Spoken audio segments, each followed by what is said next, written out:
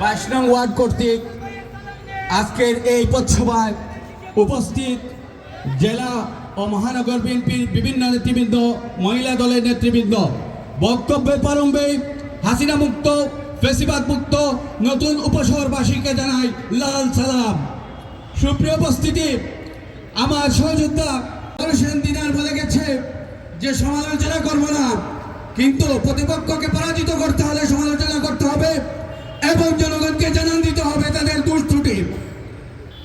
আমি বলতে চাই,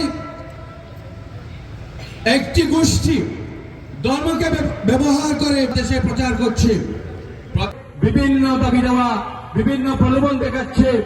সেই বিষয়টি আমি উপশহরবাসীকে খেয়াল রাখার জন্য অনুরোধ করছি। এবং আরো সময় হচ্ছে, যেমন আল্লাহ আইন চাই, সব লোকের শাসন চাই। যদি সেটা আপনারা চান, তাহলে কৃষ্ণনন্দী কি চায়? কৃষ্ণনন্দীর কাছে আপনারা কি তুলে দেবেন? কি আল্লাহর আইন কি তুলে দেবেন? কোরআন শরীফ তুলে দেবেন? আমি অবশ্যই এই ব্যাপারে ধর্মপ্রিয় মুসলমান ভাইদের এবং হিন্দু ভাইদের সজাগ এবং সতর্ক দৃষ্টি রাখার জন্য অনুরোধ করছি। সুপ্রিয় উপস্থিতি, আমি বলতে চাই, জনাব খন্দকার মুত্তাবির এবং এই সিটি নগরীকে একটি আধুনিক নগরী হিসেবে পরিণত করার জন্য দৃঢ় প্রতিজ্ঞ।